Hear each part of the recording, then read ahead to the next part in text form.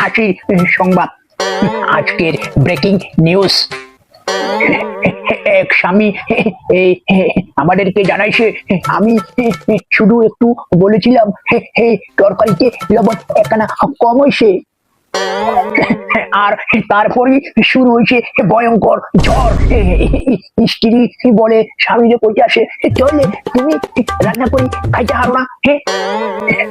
তারপর পরিস্থিতি এমন পর্যায়ে পৌঁছাইছে যে স্বামী এখন ইউটিউবে এই রান্নার ভিডিও দেখে প্র্যাকটিস করতে আসে।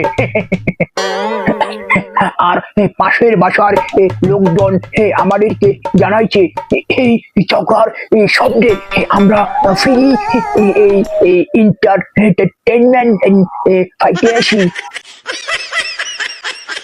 বন্ধুরা, ভিডিওটি লাইক, কমেন্ট, শেয়ার করে দাও। আর অবশ্যই চ্যানেলটি সাবস্ক্রাইব করবে।